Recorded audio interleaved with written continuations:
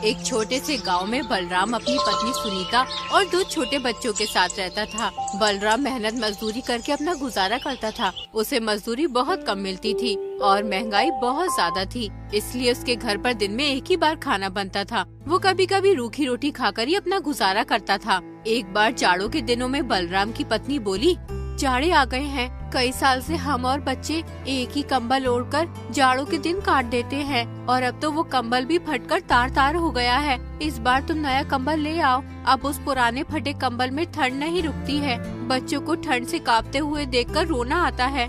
बच्चों को देखकर मुझे भी रोना आता है। मैं एक बदनसीब बाप हूँ जो घर में एक कंबल भी नहीं ला सकता। सुनीता, तुम तो जानती हो मेरी रोज की कमाई से हमारे घर का गुजारा बहुत मुश्किल से हो पाता है। ऐसे में मैं कंबल कहाँ से ला सकता हूँ? एक कंबल की कीमत कम से कम 10 रुपए होगी और मैं दिन में बड़ी मुश्किल से ही 1 रुपया कमा पाता हूँ। मेरे पास 5 रुपए हैं। ये 5 रुपए मैंने बड़ी मुश्किल से जमा किए हैं। तुम्हारे 5 रुपए हरिया किसान पर निकलते हैं। तुम उससे 5 रुपए लेकर एक कंबल ले आओ।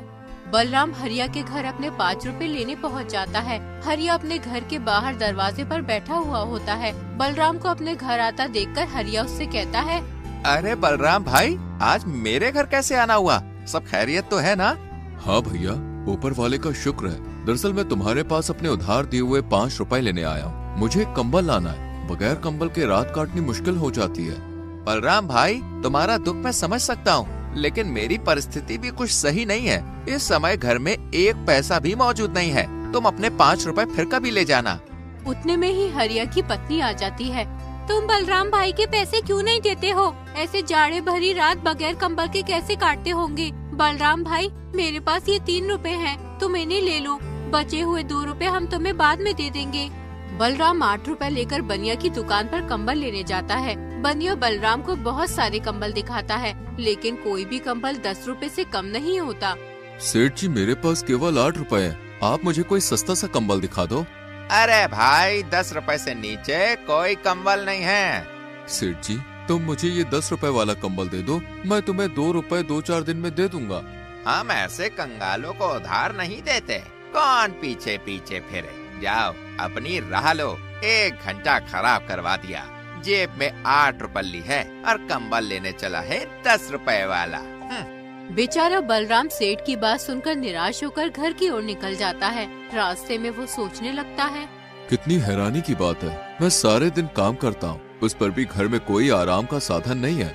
गर्मियों में गर्मी से परेशान रहते हैं और जाड़े में ठंड से परेशान रहते हैं और ना ही कभी पेट भर खाना मिल पाता है। ऐसी जिंदगी जीने से क्या फायदा जब मैं अपने बच्चों को सुख नहीं दे सकता। बेचारी सुनीता ने घर से चलते समय कहा था कि कंबल जरूर लेकर आना। अब मैं क्या जवाब दूंगा उसको? बेचारी मेरी वजह से कितनी परेशानियों का सामना कर रही है। अब मैं क्या करूं? कहां जाऊं? तभी बलराम को ठंड से कांपता हुआ एक बूढ़ा आदमी दिखाई देता है, जो किसी गहरी सोच में डूबा हुआ आसमान की तरफ देख रहा था। उस बूढ़े आदमी को देखकर ऐसा मालूम हो रहा था जैसे वो बहुत बड़ी मुसीबत में है, लेकिन बलराम उसे देखकर आगे बढ़ जाता है। थोड़ी दूर जाने के बाद बलराम सोचने लगता है, मैं कितना निर्दयी हूँ। बेचारे उस बुजुर्ग आदमी को ठंड में सिकुड़ते हुए छोड़ आया। कहीं वो बूढ़ा आदमी ठंड से मर न जाए। पता नहीं उसने कुछ खाया होगा भी या नहीं। कितना बुरा होगा अगर मैं उसे इस हालत में छोड़कर चला गया। मुझे उसकी मदद करनी चाहिए। फिर बलराम वापस उस बूढ़े आदमी के पास गया। उस आदमी को ठंड से कांपता हुआ देखकर बलराम को उस पर तरस आ गया। फिर वो उस आदमी से बोला, बाबा, आप इतनी ठंड में यहाँ क्यों बैठे हैं? क्या आपको कोई मदद चाहिए? बेटा, मदद तो मुझे चाहिए, लेकिन तुम मेरी क्या मदद करोगे? तुम्हारे कपड़े तो खुद तुम्हारी कहानी बता रहे हैं। बाबा, मेरे बस का हुआ तो मैं आपकी मदद जरूर करूंगा। ज्यादा ना सही तो थोड़ी बहुत तो कर ही दूंगा। बेटा, मैंने एक सूदखोर से ब्याज पर 7 रुपए लिए थे, लेकिन मैं समय पर उसके पैसे नहीं दे पाया, इसलिए उसने मुझसे मेरा घर छीन लिया और मुझे बेघर कर दिया। मेरे पास इतने पैसे नहीं हैं कि मैं उस सूदखोर के पैसे देकर अपना घर वापस ले सकूं। ना ही मुझसे अब कोई काम होता है जो उसके पैसे कमा कर दे सकूं। बाबा, आपके बच्चे नहीं हैं? बेटा, मेरे 2 लड़के हैं। मैंने उन्हें दिन रात मजदूरी करके पढ़ाया था। जब उनकी नौकरी लग गई तो वो मुझे छोड़कर शहर चले गए। वहाँ जाकर उन्होंने अपना घर बसा लिया और मुझे भूल गए। एक दिन आए थे दोनों भाई। मुझसे मिलने नहीं बल्कि मेरी जमीन बेचने। बड़ा बेटा कह रहा था कि पिताजी मुझे शहर में बिजनेस शुरू करना है, इसलिए मुझे पैसों की बहुत जरूरत पड़ रही है और छोटे बेटे को भी एक फैक्ट्री खोलनी थी, इसलिए दोनों भाइयों ने मेरी सारी जमीन बेचकर आधे आधे पैसे लेकर शहर चले गए और फिर कभी वापस नहीं आए। ये कहते कहते वो बूढ़ा आदमी रोने लगा। बलराम ने किसी तरह उन्हें चुप कराया। बाबा, मेरी पत्नी मेरा इंतजार कर रही होगी। मैंने आज उससे वादा किया था कि आज मैं कंबल लेकर आऊंगा, लेकिन मैं उसके लिए कंबल तो ना ला सका, इसलिए अब तुम एक काम करो, ये पैसे तुम ले लो। इन पैसों की मुझसे ज्यादा तुम्हें जरूरत है। हमारे पास कंबल ना सही घर तो है, तुम्हारे पास तो वो भी नहीं है। अगर तुम और ज्यादा देर घर से बाहर रहे तो तुम्हारी हालत बिगड़ सकती है, इसलिए ये पैसे तुम उस सूदखोर को दे देना और उससे अपना घर वापस ले लेना। फिर वो आदमी बलराम से 7 रुपए ले लेता है और बलराम से कहता है, बेटा तुम सच में बहुत नेक और अच्छे इंसान हो। आज जब तुम खुद अपनी परेशानियों में डूबे हुए थे तब भी तुमने बिना किसी स्वार्थ के मेरी मदद की। ये वो गुण है जो किसी सच्चे इंसान में होता है। ईश्वर तुमसे हमेशा खुश रहे, तुम्हें इसका कोई अच्छा फल जरूर मिलेगा। मैं दुआ करता हूँ कि तुम्हारी जिंदगी में कभी कोई कमी ना आए और तुम्हें हर खुशी मिले।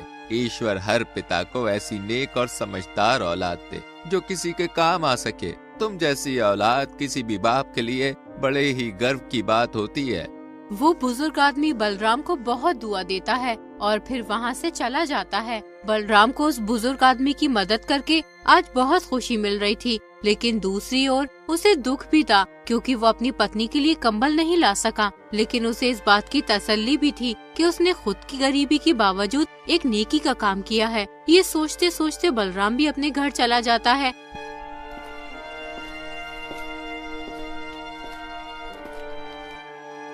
जैसे ही उसकी पत्नी बलराम को देखती है तो वो उससे कहती है, मैं कब से तुम्हारा इंतजार कर रही थी। तुम्हारी राह देखते देखते मेरी आंखें दुख गई। दिल में अजीब अजीब ख्यालात आ रहे थे कि कहीं कोई अनहोनी ना हो गई हो।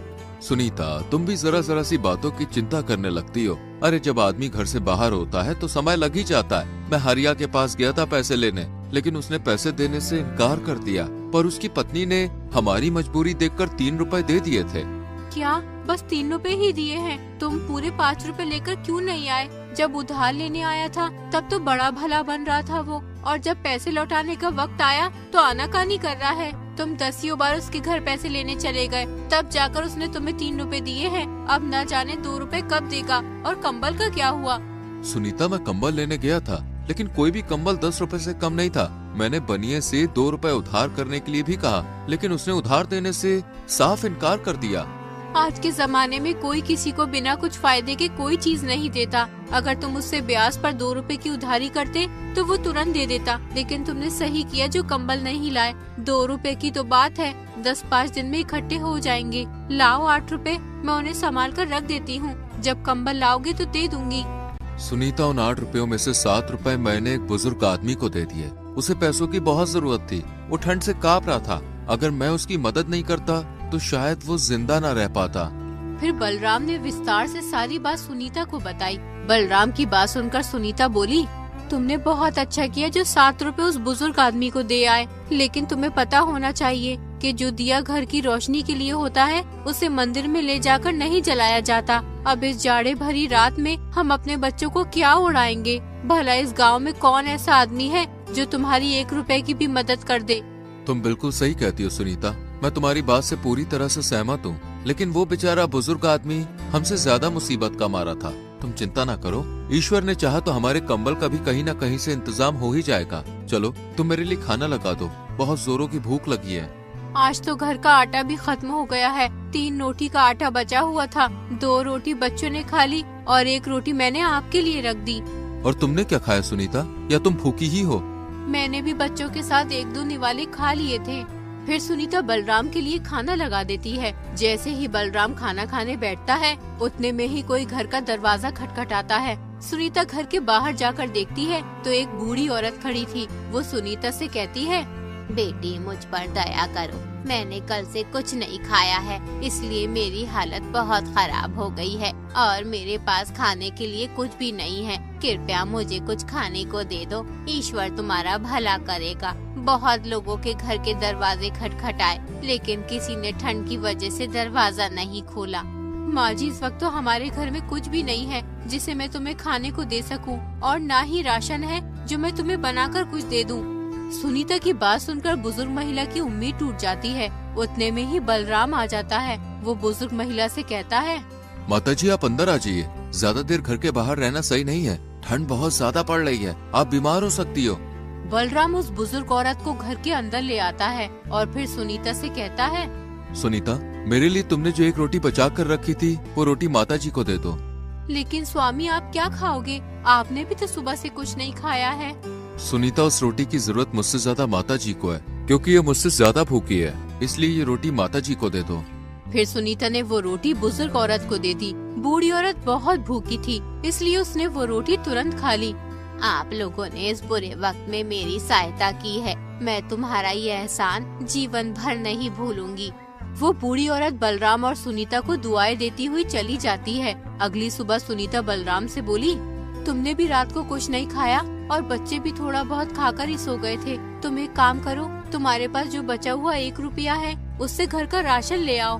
पत्नी के कहने पर बलराम घर का राशन लेने के लिए बाजार की ओर रवाना हो जाता है। रास्ते में उसे एक बूढ़े आदमी के रोने की आवाज आती है। वो बूढ़ा आदमी अपने बेटे से कह रहा था, बेटा तू मेरी क्यों नहीं सुनता?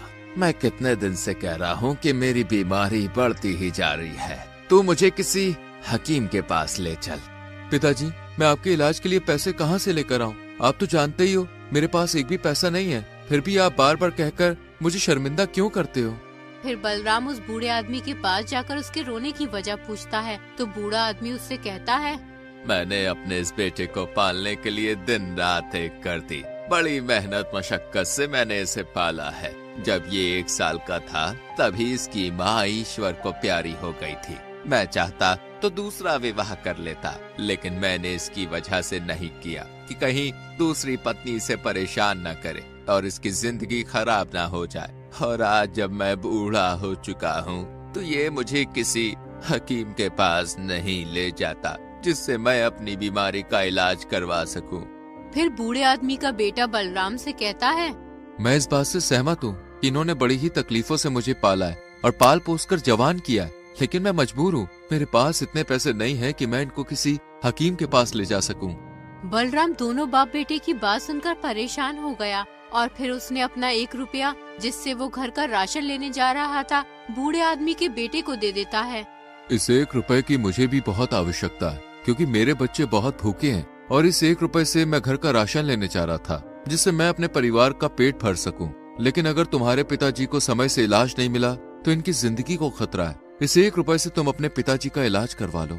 उस नौजवान को बलराम के इस नेक काम पर विश्वास ही नहीं हो रहा था कि उसने अपनी खुद की मजबूरी होते हुए भी हमारी मदद की है। उसने चाहा कि वो बलराम के कदमों में गिर पड़े, लेकिन बलराम ने उसे ऐसा करने से रोक दिया और कहने लगा, मेरे भाई, अपने पिताजी का इलाज सही से करवाओ और अब हमेशा इनका ख्याल रखना। इसके बाद वो दोनों बाप बेटे बलराम को दुआ देते हुए चले जाते हैं। उनके जाने के बाद बलराम तरह तरह के ख्यालों में खो जाता है। वो बेचारा बहुत ही हैरान और परेशान था, इसलिए वो सोचने लगता है, घर जाकर सुनीता को क्या जवाब दूंगा? बच्चे भूखे हैं, मेरा इंतजार कर रहे होंगे कि पिताजी राशन लेकर आते ही होंगे। मैं अब उनके सामने किस मुंह से जाऊं? अगर उस नौजवान की मदद नहीं करता तो उसका बूढ़ा बाप बीमारी की वजह से चल बसता। अब मैं किसी को परेशान भी तो नहीं देख सकता हूँ, लेकिन इस दुनिया में बहुत से लोग परेशान हैं, तो क्या मैं सभी की मदद करता रहूंगा? क्या खुद की परेशानी से बड़ी कोई परेशानी हो सकती है? बलराम के दिमाग में अनगिनत ख्यालात आ रहे थे। कुछ देर के बाद वो अपने घर की तरफ चल पड़ा, लेकिन भूख की वजह से उससे चला भी नहीं जा रहा था। फिर भी वो अपने घर जाने को मजबूर था। गिरता पड़ता वो किसी तरह अपने घर। उसने दरवाजे पर दस्तक दी। उसकी पत्नी और बच्चे इसी इंतजार में थे, इसलिए उसकी पत्नी ने फौरन दरवाजा खोल दिया। उसकी पत्नी के चेहरे पर खुशी साफ झलक रही थी, लेकिन जब उसने पति के चेहरे पर मायूसी और हाथ खाली देखे तो सुनीता की खुशी पल भर में गायब हो गई। सुनीता बलराम से कहने लगी, क्या हुआ जी? तुम तो घर का राशन लेने गए थे, फिर खाली हाथ वापस क्यों लौट आए? सुनीता, एक आदमी को इलाज की सख्त जरूरत थी, लेकिन उसके पास पैसे नहीं थे जिससे वो अपना इलाज करवा सके। मुझसे उसका दर्द देखा नहीं गया, इसलिए मैंने वो 1 रुपया उस आदमी को दे दिया। अपने पति की बात सुनकर सुनीता गुस्से से आग बबूला हो उठी। और फिर बलराम से बोली, तुम्हें तो सिर्फ दूसरे लोगों का दर्द दिखाई देता है। अपने बच्चे भूख से तड़प रहे हैं, उनकी कोई फिक्र नहीं है और कल से खुद ने भी कुछ नहीं खाया। दूसरों को मुसीबत में देकर उनकी मदद करते फिरते हो, लेकिन पता नहीं तुम्हें अपने बच्चों पर दया क्यों नहीं आती, क्यों उनका दर्द नहीं दिखाई देता। अब तुम ही बताओ, मैं अपने बच्चों को क्या खिलाऊं जो उनकी भूख मिट सके। अब मेरे बच्चों में ज्यादा देर तक भूख बर्दाश्त करने की हिम्मत नहीं है। अब तो लगता है भूख के मारे इनकी जान ही निकल जाएगी। सुनीता, ऐसा मत कहो। जो चीज जिसके नसीब में होती है वो उसी को मिलती है। वो बेचारा बूढ़ा आदमी बहुत मजबूर और लाचार था। अगर तुम भी उस बूढ़े आदमी की फरियाद सुनती तो तुम भी वही करती जो मैंने किया। सुनीता, तुम विश्वास रखो, ईश्वर हमारे लिए भी कोई रास्ता जरूर निकालेगा। बलराम की बात सुनकर सुनीता का गुस्सा शांत हो गया। फिर वो बलराम से बोली, तुम एक काम करो, मेरी ये सोने की अंगूठी साहूकार के पास गिरवी रखकर कुछ पैसे ले आओ। जब हमारे पास पैसे हो जाएंगे तो हम साहूकार से अंगूठी वापस ले लेंगे। फिर बलराम ने अपनी पत्नी से अंगूठी ले ली। वो नहीं चाहता था कि साहूकार के पास अंगूठी गिरवी रखकर पैसे ले आए, लेकिन बेचारा मजबूर था। बिना कुछ कहे चुपचाप साहूकार के घर की ओर चल पड़ा। बलराम को अपने घर देखकर साहूकार बोला, अरे बलराम, बताओ कैसे आना हुआ तुम्हारा यहाँ? साहूकार जी, मुझे कुछ पैसों की जरूरत है। थोड़े बहुत दिन में मैं आपके पैसे लौटा दूंगा। बलराम, पैसे तो मैं तुझे दे दूंगा, लेकिन तुम्हें पैसों के बदले कुछ गिरवी रखना होगा। मैं तुम्हें पैसे दे सकता हूँ, और जब तुम ब्याज के साथ मेरे पैसे लौटा दोगे तो मैं तुम्हारी गिरवी रखी चीज वापस कर दूंगा। फिर बलराम साहूकार को अपनी पत्नी की अंगूठी दे देता है। अंगूठी लेकर साहूकार बलराम को पैसे दे देता है। बलराम पैसे लेकर बाजार से घर का राशन ले आता है। उसके बाद उसकी पत्नी खाना बनाती है और सभी खाना खाते हैं। खाना खाने के बाद वो सो जाते हैं। आधी रात को दो चोर किसी तरह बलराम के घर में घुस जाते हैं। उनके पीछे राजा के सिपाही पड़े हुए थे। उनसे बचने के लिए ही वो बलराम के घर में घुस जाते हैं। उनके पास बहुत सारे सोने के सिक्के थे। तुम तो कह रहे थे कि तुम छोटी मोटी चोरी करते हो। तुम्हारे चक्कर में मेरी जान भी खतरे में है। अगर सिपाहियों ने हमें पकड़ लिया तो राजा हमें जिंदा नहीं छोड़ेगा। मैं तो कह दूंगा कि तुमने ही मुझे चोरी करने के लिए कहा था। मेरी पत्नी हमेशा मना करती रही कि मैं तुम्हारे साथ न रहूं, लेकिन मैंने उसकी एक न सुनी और आज मैं इस मुसीबत में फंस गया। क्या? मैंने कहा था तुम्हें चोरी करने के लिए? अरे तुम ही रोज मुझसे कहा करते थे मुझे अपने साथ ले चलो। आज पहली बार तुम्हारी वजह से ये मुसीबत खड़ी हुई है, वरना आज तक मुझ पर किसी को शक नहीं हुआ है। भाई, मैं तुम्हारे हाथ जोड़ता हूँ, किसी भी तरीके से इस परेशानी से निकलने का कोई रास्ता सोचो। मैं मरना नहीं चाहता। मेरे बच्चे मेरा इंतजार कर रहे होंगे। एक काम करते हैं, इस सोने के सिक्कों की थैली यहीं छोड़ चलते हैं। इसी में हमारी भलाई है। अगर जिंदा रहे तो पैसे और कमा लेंगे, अगर पकड़े गए तो खैर नहीं। फिर वो दोनों चोर सोने के सिक्कों से भरी थैली बलराम के घर में ही छोड़कर चले जाते हैं। सुबह जब बलराम और उसकी पत्नी सोकर उठते हैं तो देखते हैं कि एक थैली रखी है। बलराम ने जब वो थैली खोली तो सोने के सिक्के देखकर उसके होश उड़ गए। लगता है ये सब ईश्वर की मेहरबानी है। उन्होंने ही हमारी परेशानी देखकर ये सिक्के हमारे घर में रखे हैं। सुनीता, मैं ना कहता था कि एक दिन ईश्वर हमारी परेशानी जरूर दूर करेंगे। उन सोने के सिक्कों को पाकर बलराम कुछ ही दिनों में बहुत मालदार हो जाता है। उसके बाद वो अपने लिए एक अच्छा सा मकान बनवाता है और फिर वो अपनी पत्नी के साथ खुशी से जीवन बिताने लगता है।